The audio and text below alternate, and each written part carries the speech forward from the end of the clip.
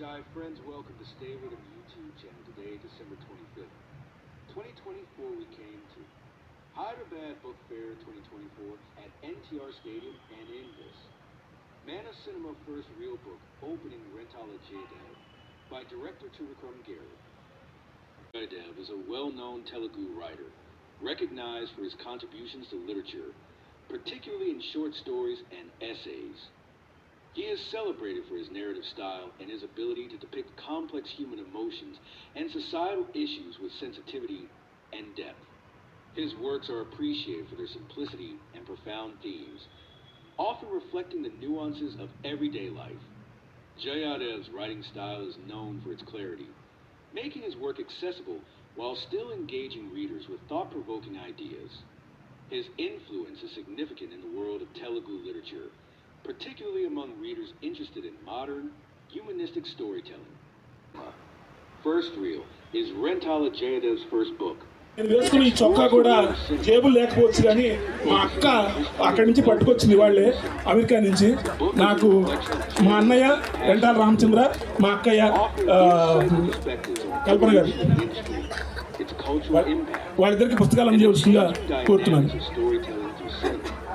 It also delves into the cinematic techniques, iconic filmmaking, and the significance of movies in shaping social and political narratives. In the opening of మా బావగారు Pennsylvania యూనివర్సిటీలో professor, కవి, విమర్శకులు శ్రీ అఫ్సర్ గారిని వేదిక మీదకి రావాల్సిందిగా కోరుతున్నాను. journey through the rich history of Telugu films. He brings attention to the emotional and cultural connection people share with movies, establishing cinema as both an art form and a mirror of society. Through this book, Jayadev provides a thoughtful and engaging analysis, making it a valuable read for film enthusiasts and those interested in the evolution of the Indian film industry. గారి చేతుల మీదుగా తర్వాత మాతృదేవ భవ పితృదేవ అయిపోయిన తర్వాత ఆచార్య దేవోభవ. నాకు అక్షరం నేర్పిన గురువులు ఎంతోమంది ఉన్నారు. నేను జర్నలిజంలోకి రావడానికి ముందు నాకు నేర్పినటువంటి బోధరాజు రాధాకృష్ణ గారు, ఆ తర్వాత మా చంద్రశేఖర్ రెడ్డి మాస్టర్ గారితో పుస్తకం అందుకున్నా కూడా త్రివిక్రమ్ గారితో మీరు మన ముగ్గురు నిలబడడం నాకు ఆనందం మాస్టర్. ఎందుకంటే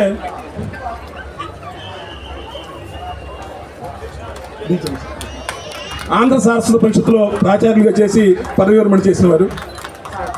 అనంతరం ఈ పుస్తక రూపకల్పనలో ఎంతో శ్రమించినటువంటి ఆత్మీయులు డిజైనర్ శ్రీ కె వేణుగోపాలరావు గారు, కరవది వేణుగోపాలరావు గారు.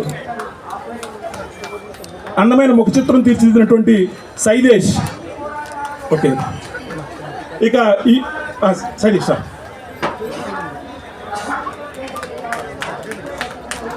ఆంధ్రజ్యోతిలో చీఫ్ ఆర్టిస్ట్గా ఉన్నారు, డైరెక్టర్ కింద. ఆ తర్వాత ఈ సినిమా సమాచార విజ్ఞానాన్ని ఈ ప్రోధి చేయడంలో నాకు సహకరించినటువంటి అర్ధరాత్రైనా అపరాత్రైనా నేను ఫోన్ చేస్తే నాకు ప్రపంచంలో పలికేది ఇద్దరు కాదు, ముగ్గురు. ఒకటి త్రివిక్రమ్ శ్రీనివాస్ గారు, రెండు శ్రీ కొమ్మినేని వెంకటేశ్వరరావు గారు, ప్రముఖ executive producer, distributor and exhibitor అయినటువంటి శ్రీ కొమ్మినేని వెంకటేశ్వరరావు గారిని వచ్చి పుస్తకం అందుకోవాల్సిందిగా కోరుతున్నాను.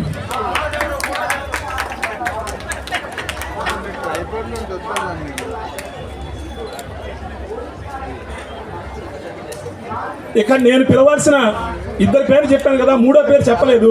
ప్రముఖ జర్నలిస్టు, కాలమిస్టు ఇందిరా పరిమి గారు. కానీ నాకంటే ముందే ఆయన పిలిచేసి నేను పిలవకుండా ముందే పరిమి గారు రావాలి, మీరు రావాలి, నా మొక్కు నేను చెల్లించుకోవాలి. మీరు డబుల్ ధమాకా రాశారు కాబట్టి మీకు 2 పుస్తకాలు. డబుల్ ధమాకా కూడా ఎంఎస్కోలోనే ప్రచురితమైంది. అద్భుతమైనటువంటి ఇంటర్వ్యూల సంకలనం అది. Thank you so much. ఇక్కడ ఇంకో ఇద్దరు నాకు చాలా ఇంపార్టెంట్ గెస్ట్ ఉన్నారు. మా అమ్మాయి, నా కోడలు ఇద్దరు. విన్నానా శారద మా అమ్మాయి, అది కెనడాలో ఒక యోగా స్టూడియో నడుపుతుంది.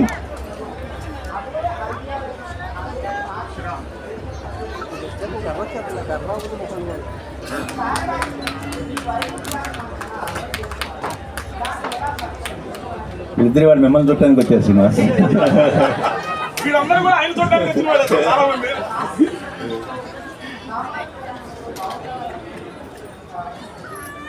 గుడ్, బాగుంది. ఉత్సవం అయిపోయింది. కాస్త 4 మాటలు మంత్రికుడు గురూజీ, సుప్రసిద్ధ డైరెక్టర్ రచయిత త్రివిక్రమ్ శ్రీనివాస్ గారికి, అలాగే ఎంఎస్కో పబ్లికేషన్స్ అధినేత విజయ్ కుమార్ ధూపతి గారికి, రచయిత journalist senior journalist Rentala Jayadev గారికి, శ్రీ మామిడి హరికృష్ణ గారికి, గురూజీ గారికి, హాస్టల్లో ఉన్న పెద్దలందరికీ నమస్కారం. వృత్తిరీతి ఆమె పబ్లిక్ సర్వెంట్, చేసేది గవర్నెన్స్. జయదేవ్ గారు కాల్ చేసి ఒక రీసెర్చ్ బుక్ ఇలా పబ్లిష్ చేస్తున్నామండి సినిమా మీద అంటే, గవర్నెన్స్ సినిమా రెండు వేరు వేరే వరల్డ్స్ కంప్లీట్గా, అసలు ప్రపంచమే తేడా. దానికి దీనికి సంబంధం ఎలా ఉంటుంది అని అనుకుంటే తర్వాత మళ్ళీ గుర్తొచ్చింది, ఆ వృత్తి సివిల్ సర్వీస్ అయినా ప్రభుత్వం చదువుకోవడం, అది ఏదైనా సరే. సో అలా సాహిత్యం మీద కొంచెం అవకాశం పట్టుంది కాబట్టి జయదేవ్ గారు కాస్త చదవండి, చదివి మీ అభిప్రాయం చెప్పండి అంటే తీసుకున్నాను. చదువుతుంటే అప్పుడు అర్థమవుతుంది.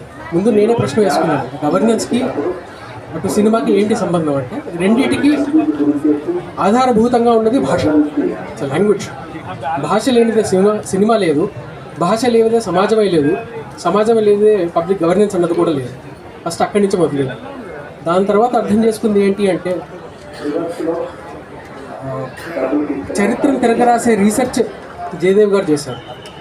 ఇప్పటిదాకా తెలుగు టాకీ ఫస్ట్ మూవీ ఏది అంటే భక్త ప్రహ్లాద్ అని చెప్పుకున్నామే, కానీ దానికంటే ముందు 1931లోనే కాళిదాస్ అనే మూవీ ఒకటి తీశారు. దానికన్నా ముందు ఆలమారా అన్నది భారతదేశంలోని మొదటి టాకీ.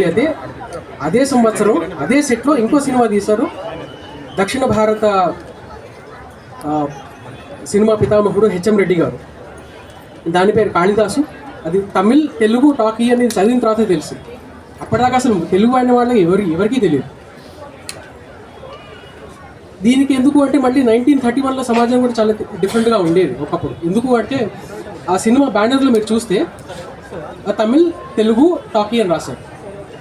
దాంట్లో దేశభక్తి గీతాలు, ప్రణయ గీతాలు తమిళ్లో ఉంటే, త్యాగరాజ కీర్తనలు తెలుగులో ఉన్నాయి, డైలాగులు కూడా తెలుగులో ఉన్నాయి. తమిళ్ తెలుగు కలిసి ఉండేవి ఒకప్పుడు. కానీ అదే 1930s ఎండ్కి వచ్చేసరికి తెలుగు వాళ్ళు వేరే, తమిళులు వేరే, మాకు సెపరేట్ రాష్ట్రం కావాలి అని ఉద్యమం మొదలైంది. మద్రాస్ మధ్య అన్న నినాదంతో, స్లోగన్తో ఆంధ్రోద్యమం మొదలైంది. సో భాష అన్నది కలుపుతుంది. ఇంతమందిని వాళ్ళు ఇక్కడ కూర్చోపెట్టిందంటే భాష, అది మన ఐడెంటిటీ కూడా తెలుగు వాళ్ళమని. బట్ అదే భాష అప్పుడు తమిళ తెలుగు అని రెండుగా విడిపోవడం. ఇది ఎప్పుడు అంటే మన ఐడెంటిటీ మనకి క్లియర్గా లేదు. మన ఐడెంటిటీ మనకు క్లియర్గా ఉంటే it's a developed society already. అప్పటికి ఇంకా ఆ ఫ్లక్స్లో ఉంది కాబట్టి తమిళ సినిమా వేరే, తెలుగు సినిమా వేరే, తమిళ వారు వేరే, తెలుగు వారు వేరే, తమిళ్ లాంగ్వేజ్ వేరే, తెలుగు లాంగ్వేజ్ వేరే అని డిఫరెంట్ పార్ట్స్ ఆఫ్ ఎవల్యూషన్లోకి వెళ్ళిపోయాయి. This also brings challenges in public governance. So ఈ కోణంలో నేను బుక్ చదువుకుంటూ వెళ్ళాను. Also student of sociology. సమాజం ఇలా ఇవాల్వ్ అవుతుంది, దానివల్ల ఛాలెంజెస్ ఏమేమి వస్తాయి, దానివల్ల పబ్లిక్ గవర్నెన్స్ ఛాలెంజెస్ ఏమేమి వస్తాయి అన్న కోణంతో నేను చదువుకుంటూ వెళ్ళాను. ఇది మనకి రెలవెంట్ ఎందుకు అంటే, మార్క్ ట్వైన్ అన్న వర్డ్స్ నాకు గుర్తొస్తుంది. ఒకసారి మార్క్ ట్వైన్ అమెరికన్ రచయిత ఏమన్నంటే, history may not repeat but it rhymes. అదే ప్యాటర్న్స్ రిపీట్ అవుతూ ఉంటాయి. జార్జ్ సంత్ అనే వెస్టర్న్ ఫిలాసఫర్ ఏమన్నారంటే, those who do not understand history are doomed to repeat. 1947లో మనకి భారతదేశానికి స్వాతంత్రం వచ్చిన తర్వాత కూడా లింగ్విస్టిక్ రీఆర్గనైజేషన్ ఆఫ్ స్టేట్స్ రాలేదు. అప్పటికి భాష ప్రధానంగా రాష్ట్రం అనేది ఇంకా మన లీడర్స్ అప్పటికి ఒప్పుకోలేదు. అప్పుడే ఎస్కే ధర్ కమిటీ వేయడం కానీ, దాని తర్వాత మళ్ళీ 1948లో జీవీపీ కమిటీ వేయడం కానీ, దాంట్లో జవహర్లాల్ నెహ్రూ, సర్దార్ వల్లభాయ్ పటేల్, భోగనజు పట్టాభి సీతారామయ్య గారు, వీళ్ళు ముగ్గురు కూర్చొని మద్రాస్ని ఇద్దరికి ఇవ్వాలంటే రెండుగా చీల్చండి, పూర్ణ నదిని నార్త్ ప్రదేశ్ అంటే తెలుగు వాళ్ళకి ఇవ్వండి, దక్షిణ ప్రదేశ్ అంటే తమిళులు తీసుకోండి అని ఒక సిఫార్సు చేశారు. లేదు అంటే ఆంధ్ర వాళ్ళు వెళ్ళిపోండి, మీరు సెపరేట్ రాజధాని మీరు నిర్మించుకోండి అని ఒక సిఫార్సు చేశారు. దాని తర్వాత ఏం జరిగిందో అందరికీ తెలుసు.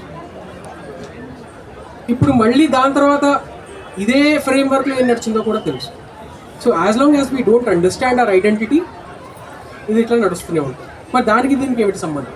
మన ఐడెంటిటీ నేర్చుకోవాలి అంటే ఫస్ట్ మనం ఎవరైనా నేర్చుకోవాలి.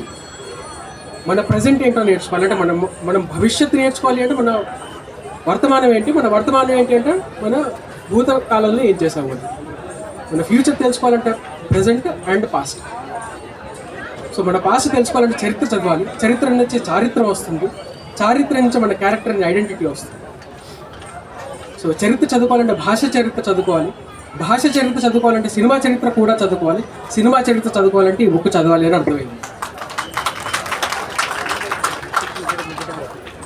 ఈ పుస్తకంలో ఇంకో గొప్ప విషయం ఏంటి అంటే ఇది ఓన్లీ తెలుగు సినిమా మీదే కాకుండా దక్షిణ భారతదేశంలో ఉన్న 4 ప్రధాన భాషల్లో Telugu industry, Tamil industry, Malayalam industry and Kannada industry, ఈ 4 ఇండస్ట్రీలు ఒకే కాలంలో ఎలా డెవలప్ అయ్యాయి, ఎలా ఇవాల్వ్ అయ్యాయి, ఈ రెండింటి మధ్య సంబంధాలు ఏంటి అని చాలా క్లియర్గా ఇలిస్ట్రేషన్స్తో పాటు రాశారు. సో 25 ఏళ్ల సుదీర్ఘ సాధన, వారి పరిశోధన గ్రంథీకరించి ఈ పుస్తకాన్ని మనకు అందించారు. సో దానికి కృతజ్ఞ ఆవిష్కరణ తెలుపుకుంటూ ధన్యవాదాలు.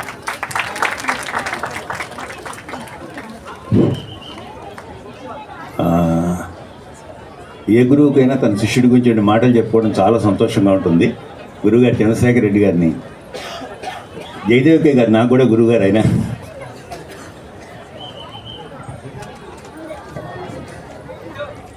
అందరికీ నమస్కారం.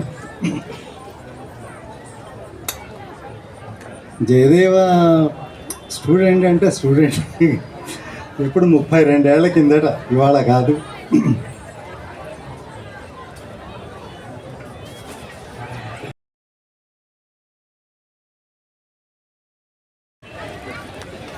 ఆ క్లాసులో మొత్తం మీద జయదేవ్ అంత అమాయకుడు ఇంకెవరు ఉండేవాళ్ళు కాదు. అదే చెప్పబోతున్నా. మామూలుగా పిల్లలు ఎవరైనా ఏదైనా ప్రశ్న అడిగితే ఒక్కొక్కసారి వీళ్ళు తెలిసి మనకు కావాలని పరీక్షించడానికి అడుగుతున్నారు అని అనుకుంటాం. అటువంటి ఉద్దేశం ఏమీ లేకుండా ప్రశ్నలు అడిగే వాళ్ళలో జయదేవ నెంబర్ 1.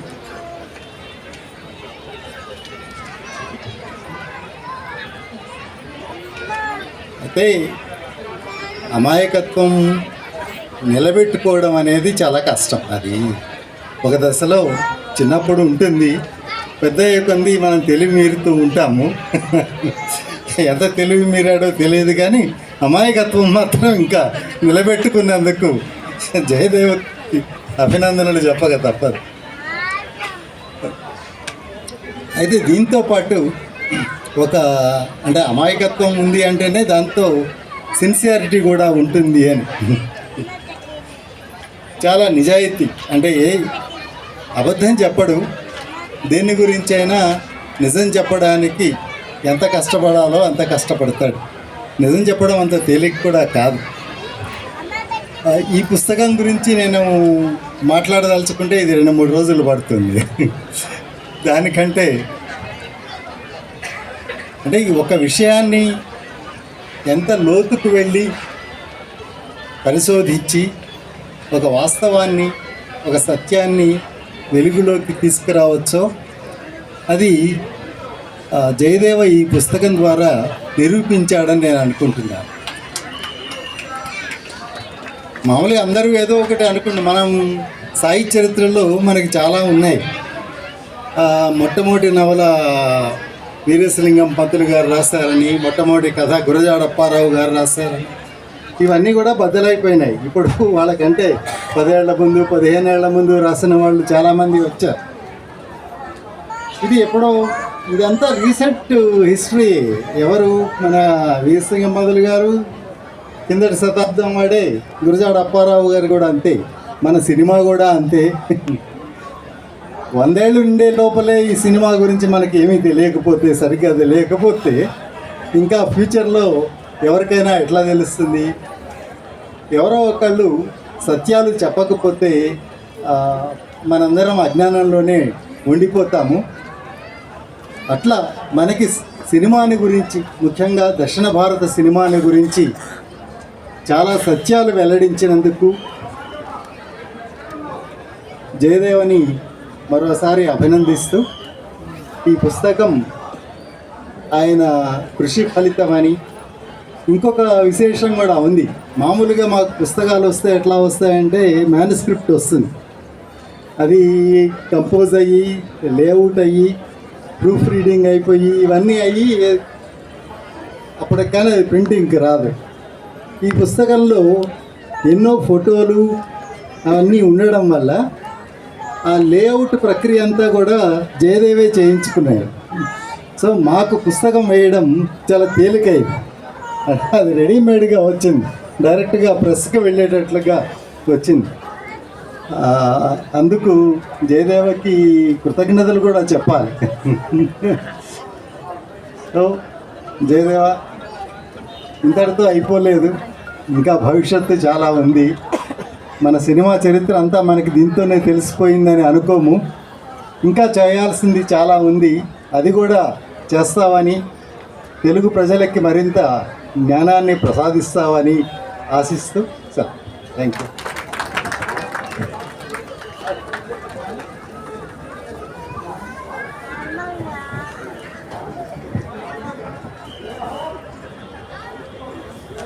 మిత్రులు సాంస్కృతిక శాఖ సంచాలకులు హరికృష్ణ గారు, శుభ సాయంత్రం. సభాధ్యక్షత వహిస్తున్న ఎంఎస్కో విజయ్ కుమార్ గారికి, ఈ పుస్తకావిష్కరణ ఫస్ట్ రీల్ మొదటి సినిమా మన సినిమా, ఈ పుస్తకావిష్కరణ కార్యక్రమానికి ముఖ్య అతిథిగా విచ్చేసిన ప్రముఖ దర్శకుడు, రచయిత, సృజనశీలి, సాహిత్యాభిమాని, అక్షరాన్ని అమితంగా ఆరాధించే వ్యక్తి. ఎక్కడ ఏ అక్షరం కనిపించినా, ఏ వాక్యం కనిపించినా, ఎక్కడ ఏ సాహితీ పరిపుష్టి కలిగిన అంశం కనిపించినా దాన్ని అమితంగా ఆరాధించే వ్యక్తి, ఆస్వాదన చేసుకునే వ్యక్తి, ఆవహించుకునే వ్యక్తి, సినీ సృజనశీలిగా మనందరికీ ఇప్పుడు ఆరాధ్యమైన వ్యక్తి త్రివిక్రమ్ శ్రీనివాస్ గారు. ఒక్కసారి త్రివిక్రమ్ శ్రీనివాస్ గారికి మనందరి కర్తాల మధ్య ఒక్కసారి వారికి ఈ పుస్తకావిష్కరణ కార్యక్రమానికి, ఈ బుక్ ఫెయిర్ ప్రాంగణానికి విచ్చేసినందుకు, రావడానికి అంగీకరించినందుకు ధన్యవాదాలు తెలియజేస్తున్నాం sir. It is from humble thanks giving to you from the department of language and culture, government of Telangana and Hyderabad book fair society రెండు వైపు. పేరు త్రివిక్రమ్ శ్రీనివాస్ గారు నిజంగానే 3 అంశాలలో మనకు గొప్పగా అనిపిస్తాడు. ఒకటి సాహిత్యం అయితే, ఇంకోటి సినిమా అయితే, ఇంకోటి మానవీయత. ఆ మానవత్వం నిజంగా చెప్పాలంటే he's a good human being than that of a literary personality and a cinema film maker. So అలాంటి ఒక మంచి మనసు మనిషి చేతుల మీదుగా ఈరోజు ఈ పుస్తకావిష్కరణ జరగడం సంతోషంగా భావిస్తున్నా. ఈ కార్యక్రమంలో పాల్గొంటున్న చంద్రశేఖర్ రెడ్డి గారు, హెచ్బిఎఫ్ సెక్రటరీ వాసు, నేను ప్రేమగా వాసు అని పిలుస్తాము, అలాగే కందాడి కందాడి సార్ కూడా ఉన్నారు ఇక్కడ, మిగతా అందరికీ, అలాగే కృష్ణ కౌండిన్య గారికి. ఈ పుస్తకాన్ని మనమందరం ఇక్కడ కలవడానికి ప్రధాన కారణం, మూల ధాతువు హేతువు రెంటాల జయదేవ మిత్రుడు, నాతో పాటు అంటే చాలా మీ ఇద్దరం దాదాపు కాంటెంపరీస్మే. అలాగే ఇక్కడికి విచ్చేసిన అఫ్సర్ గారు, రెంటాల కల్పన గారు అని ఇంకా చాలామంది ఉన్నారు రచయితలు, వాళ్ళందరికీ అలాగే మీడియా మిత్రులకి నమస్సులు తెలియజేసుకుంటున్నా. సినిమా సృజనాత్మకతకి సాంకేతికత రెండు జోడించిన తర్వాత వచ్చిన అద్భుతమైన క్రియేషన్ సినిమా. నిజానికి చెప్పాలంటే ప్రతి కళారూపము అత్యంత ప్రాచీనమైనది. మానవుడి ఆదిమ అడుగులు వేసినప్పటి నుంచి ప్రతి కళారూపం ఉంది, ముఖ్యంగా చిత్రకళ ఉంది. దానికి ఉదాహరణ ఎక్కడో అక్కర్లేదు, మన పాండవుల గుట్ట ఎక్కడంటే భూపాలపల్లి జిల్లా, భూపాలపల్లి దగ్గర పాండవుల గుట్ట రేగొండ దగ్గరికి వెళ్తే మీకు అర్థమైపోతుంది. దాంట్లో అక్కడ ఆదిమ మానవుడి ఆనవాళ్ళు 45,000 సంవత్సరాల క్రితము నాటి ఆదిమ మానవుడి ఆనవాళ్ళు ఆ గుహలలో చిత్రాలుగా వేసిన దృశ్యాలు ఉన్నాయి. ఇంతకుముందే చంద్రశేఖర్ రెడ్డి సార్ ఒక అద్భుతమైన విషయం చెప్పాడు. చరిత్ర అంటే ఏంటంటే ఎప్పటికప్పుడు రీడిఫైన్ అయ్యేది, రీస్ట్రక్చర్ అయ్యేదే చరిత్ర.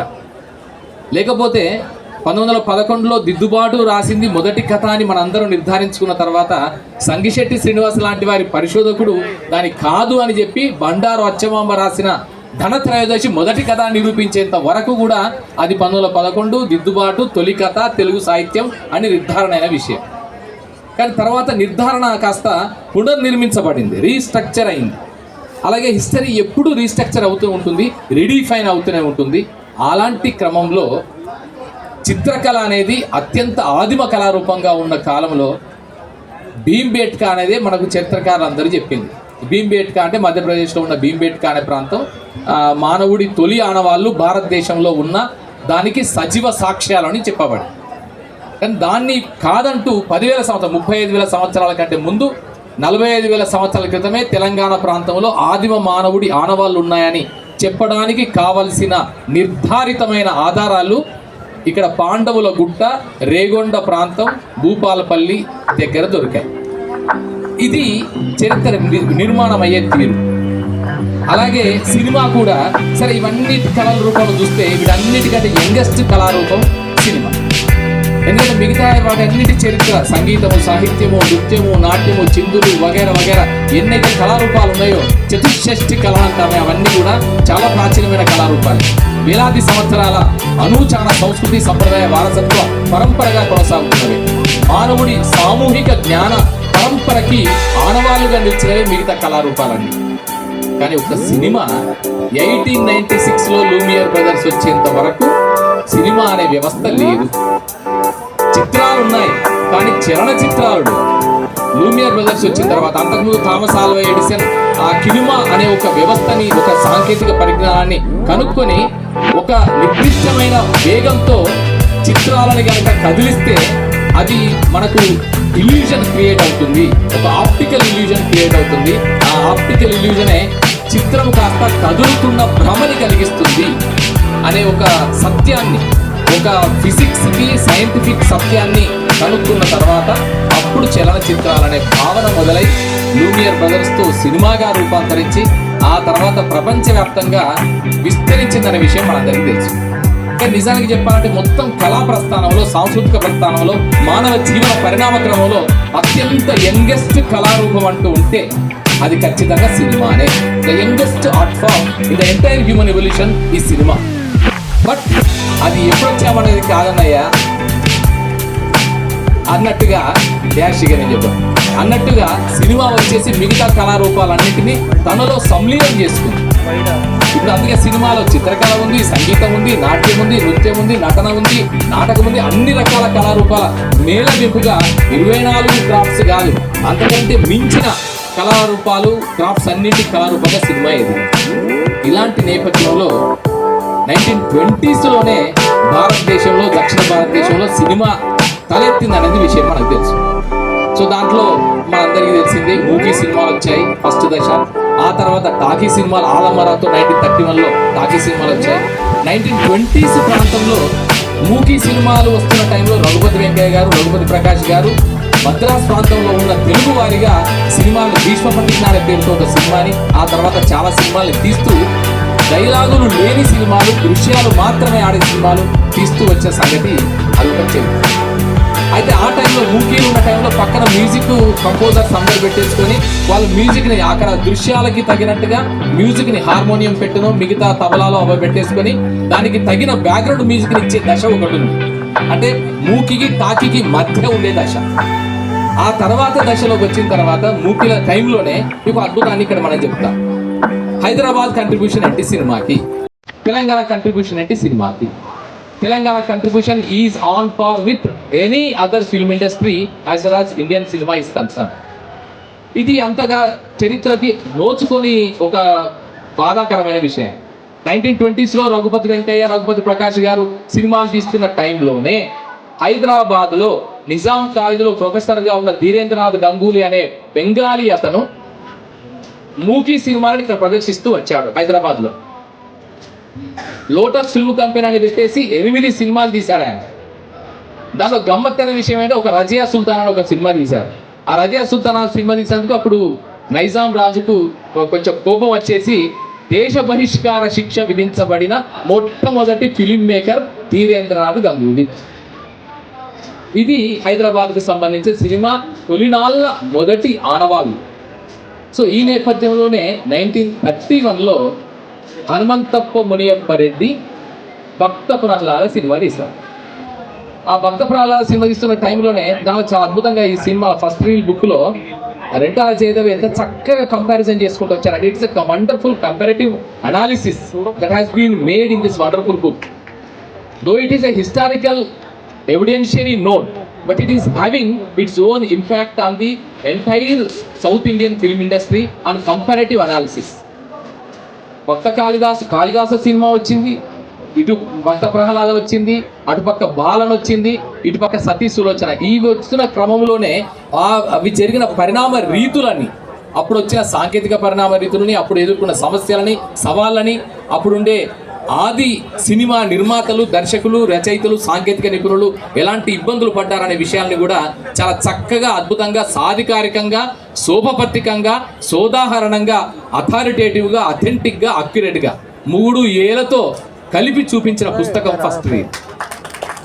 ఎందుకంటే ఒక ప్రామాణికత, ఒక పుస్తకానికి ప్రామాణికత, ఒక పరిశోధనకి ఒక సార్వజనీనత ఎప్పుడు వస్తుందంటే 3 ఏళ్ళు ఉన్నప్పుడు వస్తుంది. 3 ఏళ్ళు అంటే ఫస్ట్ అథారిటీ ఉండాలి, అది అథారిటేటివ్గా ఉండాలి. సెకండ్ది అథెంటిక్గా ఉండాలి. మూడవది అక్యురేట్గా ఉండాలి.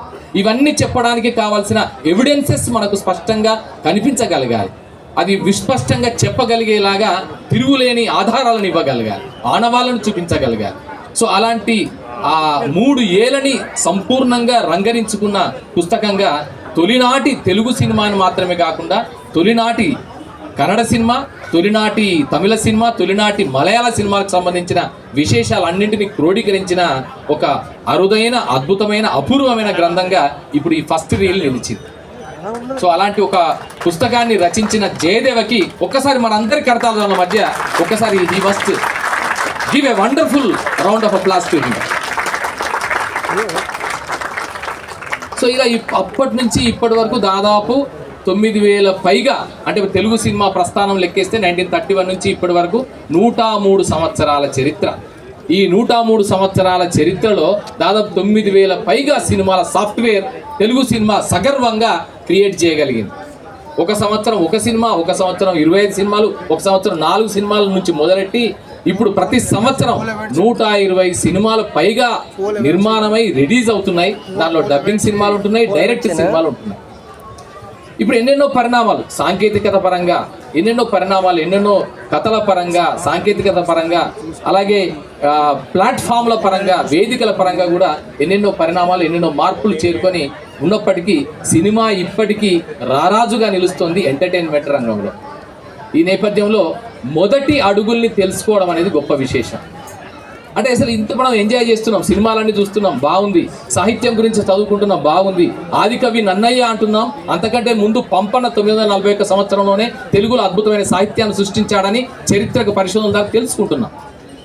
ఇలాంటి నేపథ్యంలో మొదటి అడుగులు సినిమావి ఎలాంటివి, చందాల కేశవదాసు కంట్రిబ్యూషన్ ఏంటి, తొలి సినిమాకి ధన్యవాదాలు తెలియజేసుకుంటూ శుభాకాంక్షలు. శ్రీనివాస్ గారు మాట్లాడే ముందు ఇంకా 4-5 మనుషులకి, మిత్రులకి పుస్తకాలు వరుసలో ఉన్నారు. ప్రముఖ దర్శకులు, రచయిత శ్రీ కె దశరథ గారిని, నాకు ఆత్మీయులు, అత్యంత ఆత్మీయులు, ప్రసిద్ధ రచయిత, వారిని వచ్చి పుస్తకం తీసుకోవాల్సిందిగా, ఆయనకి కొంత ఇది ఉన్నా కూడా ఇవాళ వచ్చారు. Thank you so much sir.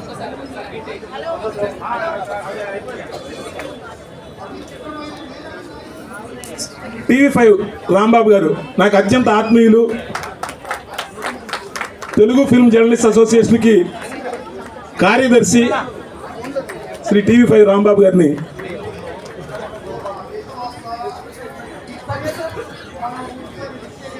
మరో మిత్రుడు, సన్మిత్రుడు శ్రీ రాజాబాబు గారిని వేదిక మీదకి రావాల్సిందిగా.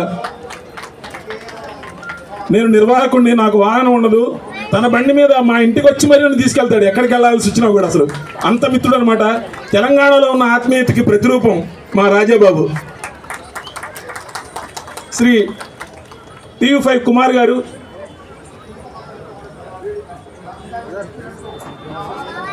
మరో మిత్రుడు, బెజవాడంటే సినిమా అని చెప్పేటువంటి మా కుమార్ గారు. అట్లానే ప్రముఖ రచయిత, జర్నలిస్టు, నాకు మరో మిత్రుడు, ఆత్మీయ మిత్రుడు శ్రీ పులగం చిన్నారాయణ గారు.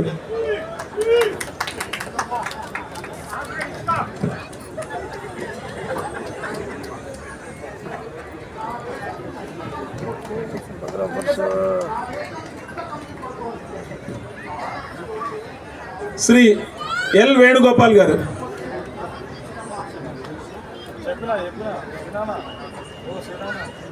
వాళ్ళ వేణుగోపాల్ గారు వాళ్ళ అమ్మాయి.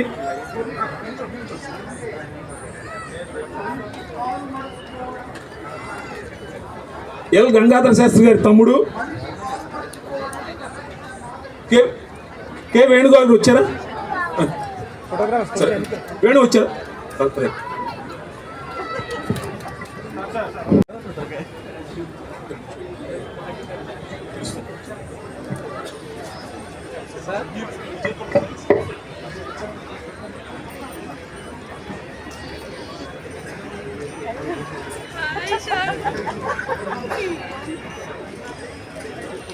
వేల గ్రామ్ ఫోన్ రికార్డులు ఉంటాయి.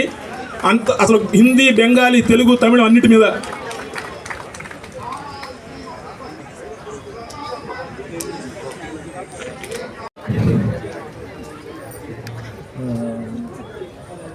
వేదిక పైన ఉన్న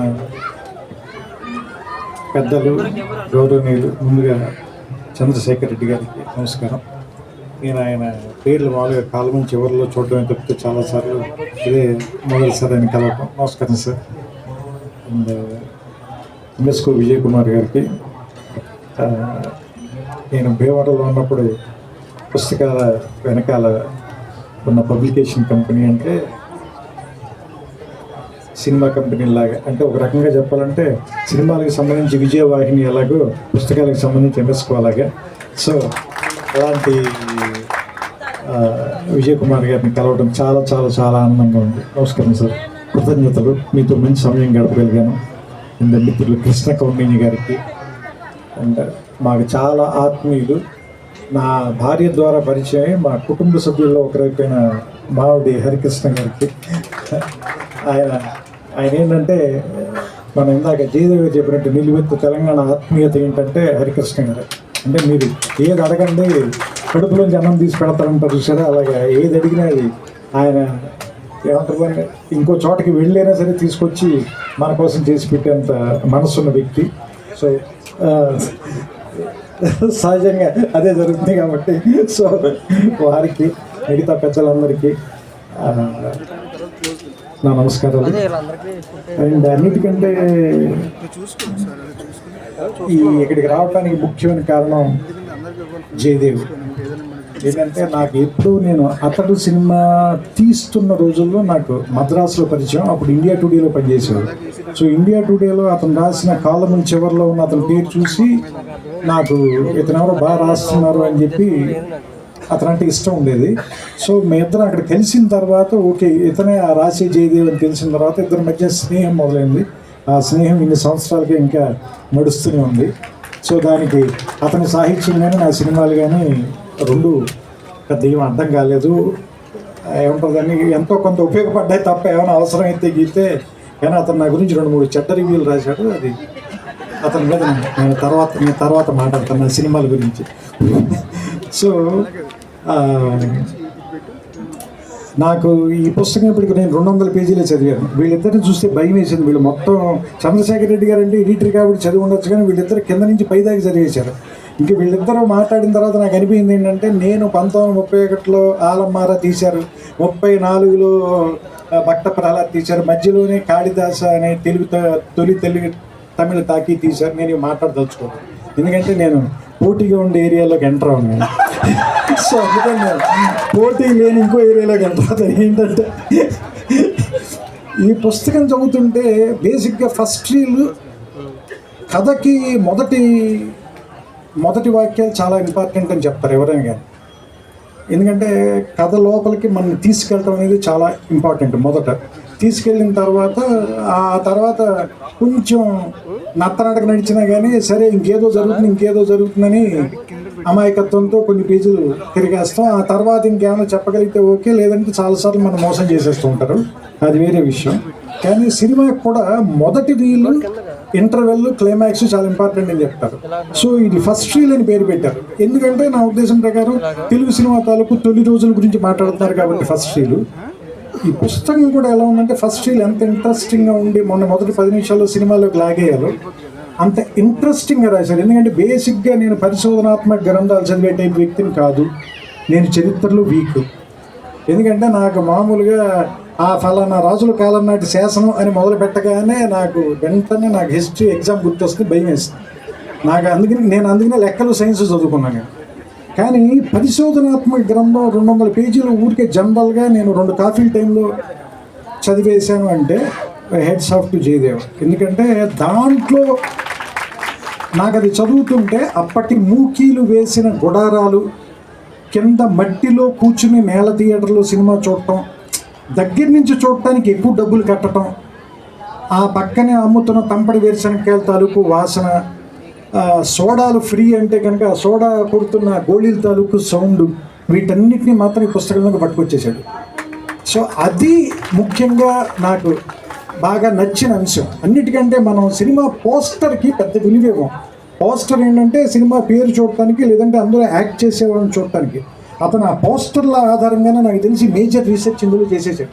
ఆ పోస్టర్ల ఆధారంగానే ఓకే ఈ సినిమా ఆ రోజున రిలీజ్ అయింది, ఈ సినిమా ఫలానా థియేటర్లో రిలీజ్ అయింది, ఈ సినిమా ఆ ఊళ్ళో ప్రదర్శించారు, ఇది 1931లో కాదు 32లో జరిగింది. సో ఇలాంటి వాటన్నిటికీ వాళ్ళ అమాయకంగా వేసిన పోస్టర్ని ఇతను అన్యాయంగా వాడుకున్నప్పటికీ కూడా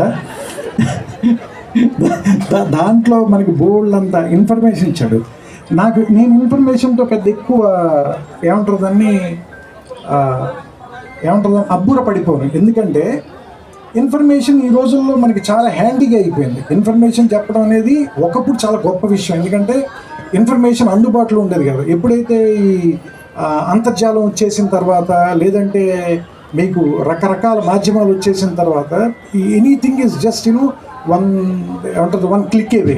సో మీరు ఒకసారి క్లిక్ చేస్తే మీకు ఇన్ఫర్మేషన్ వచ్చేస్తుంది. మరి ఇన్ఫర్మేషన్ కంటే ఇంకేం ఎక్కువ చెప్పాడంటే ఇందులో అనుభూతి చెప్పాడు.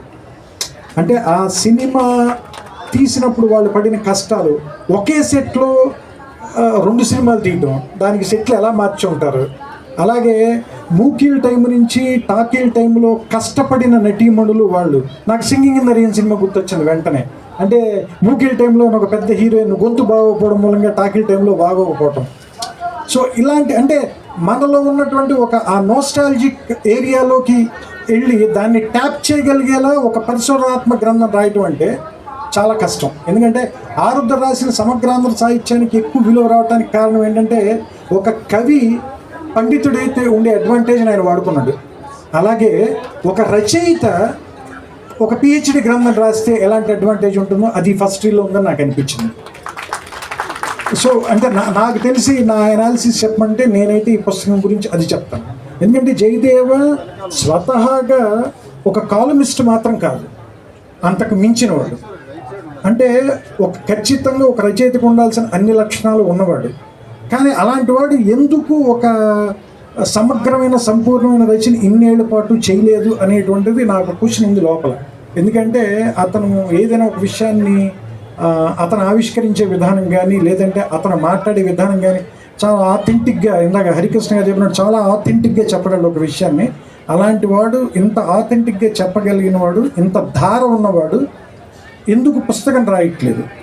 ఎందుకు ఒక కథ అంటే అతను ఫస్ట్ రీల్ అని చెప్పి ఒక పరిశోధనాత్మక గ్రంథం రాయాల, తెలుగు టాకీ తాలూకు కథ చెప్పాడు మనకి. సో యాక్చువల్లీ ఇది ఒక నవల్ లాంటి పుస్తకం. సో మీరు చదవటం మొదలు పెడితే, మీరు పొద్దున కూడా చదవటం మొదలు పెడితే దాదాపుగా ఒక 2-3 గంటల్లో మీతోటి ఒక 300 పేజీల పైన చదివించేస్తుంది. అందుకనే ఇది ఒక 500 పేజీల పుస్తకం అని మీకు ఎవరికి అనిపించదు. సో చాలా స్వాభావికంగా అతనిలో ఉన్నటువంటి రచయిత తాలూకు లక్షణాలు బేసిక్గా వాళ్ళ ఫాదర్ టైం నుంచి, రెంటాల గోపాలకృష్ణ గారి టైం నుంచి ఉన్నవన్నీ, అలాగే వాళ్ళ అక్కగారు రచయిత్రి. సో ఆవిడ రాసిన పుస్తకం కూడా చదివాను నేను. ఆవిడ కూడా ఒక పుస్తకం ఇచ్చారు. వీళ్ళందరూ రాశారు, కానీ ఇతను ఎందుకు రాయట్లేదు అనేటువంటి క్వశ్చన్ నేను అడగలేదు. ఎందుకంటే నేను ఎప్పుడు ఎవరిని ఎందుకు రాయట్లేదు అని అడగను. ఎందుకంటే నన్ను కూడా వాళ్ళు ఎదురు అడుగుతారండి, నువ్వు మరి 2 ఏళ్ళకి 3 ఏళ్ళకి సినిమా రాస్తున్నావు అని అడుగుతారేమోనని నేను ఎవరిని ఏం అడగను.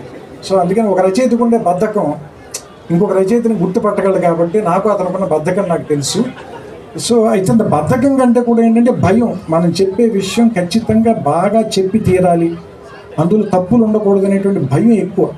తరచి చూసుకునే చాదస్తం మేబీ అది పరిశోధన చేసే ప్రతి వాళ్ళకి ఉంటుంది అనుకుంటాను. రచయితకు కొంత అజ్ఞానం అవసరం జయదేవ, అందుకని కొంత అజ్ఞానంతో ఎక్కువ పుస్తకాలు రాయాలని మనస్ఫూర్తిగా కోరుకుంటాను. ఎందుకంటే అజ్ఞానంతో ఉన్న వాళ్ళే ధైర్యంగా ఏదైనా చెప్పగలరు. ఇప్పుడు చూడు, నేను ఎంత ధైర్యంగా మాట్లాడుతున్నా, పుస్తకం 200 పేజీలు చదివి 600 పేజీలు చదివిన వాళ్ళ మాట్లాడుతున్నాను చూసారు. ఎక్కడ పుస్తకం లోతుల్లోకి వెళ్లకుండా, అది తెలివితేటలు ఉంది, అట్లా ఉండాలి. సో అందుకని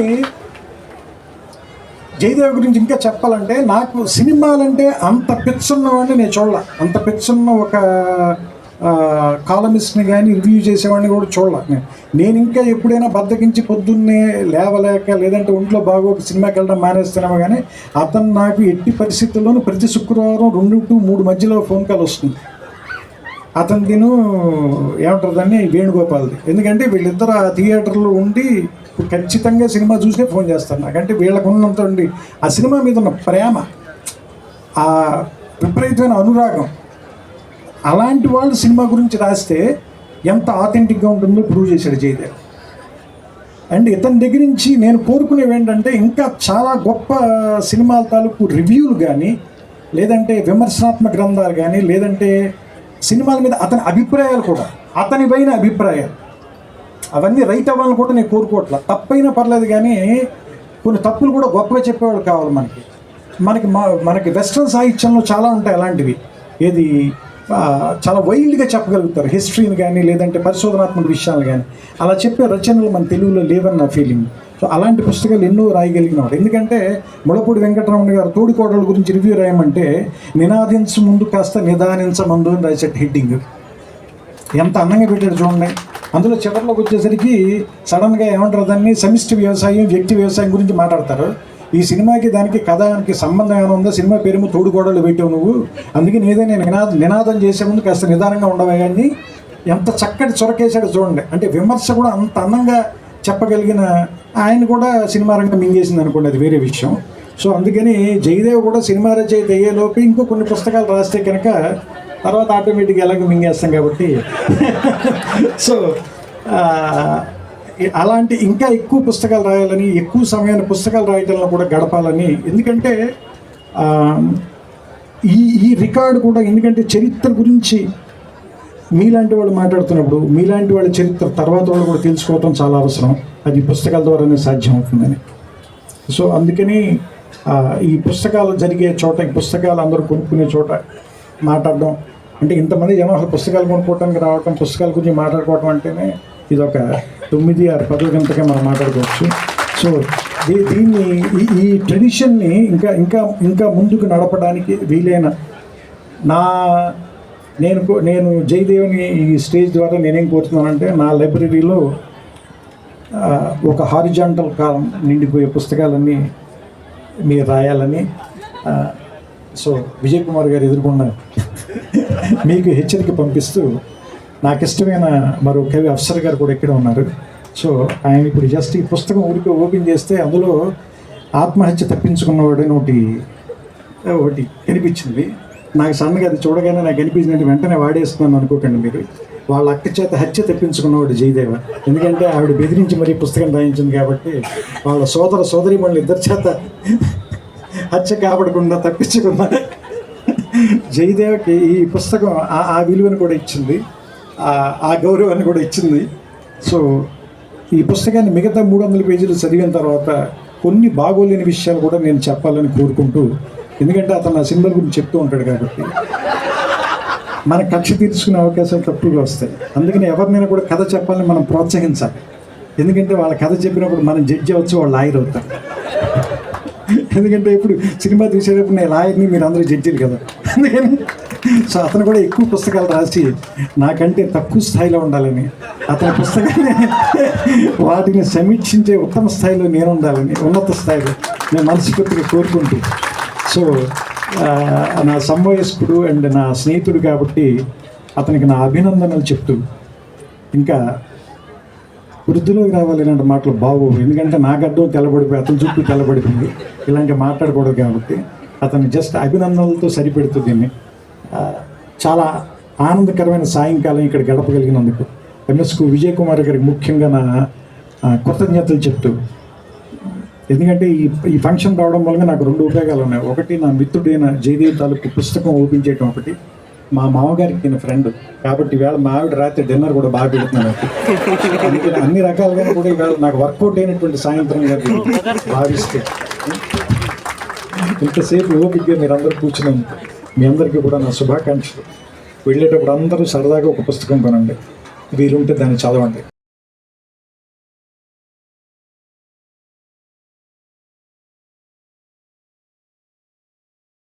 stay with me channel subscribe చేసుకోండి. Stay with me YouTube channel stay with me channel को सब्सक्राइब कीजिए. స్టే విత్ మీ యూట్యూబ్ ఛానల్ని సబ్స్క్రైబ్ చేసుకోండి. Hi guys stay with me YouTube channel subscribe करिए, फॉलो करिए your friends को. Thank you guys. Please like this video, share, comment and subscribe. Stay with me for further updates. Stay with me YouTube channel subscribe करो 2024. Stay with मी 2024 को subscribe करो और अपने दोस्तों को शेयर करो, फॉलो करो, ये सब्सक्राइब करो ये channel. Stay with me 2024 channel YouTube पे है ये, इसको सब्सक्राइब करो, शेयर करो दोस्तों के साथ, फॉलो करो. Stay with me channel subscribe करो. विथ मी चैनल के साथ सब्सक्राइब करो.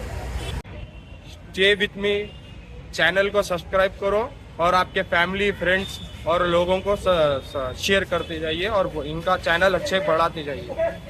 भाई के चैनल का नाम है स्टे विथ मी. भाई को फॉलो कीजिए, सब्सक्राइब करो, ज्यादा से ज्यादा वीडियो को लाइक करो. 24 चैनल YouTube पे सब्सक्राइब करो.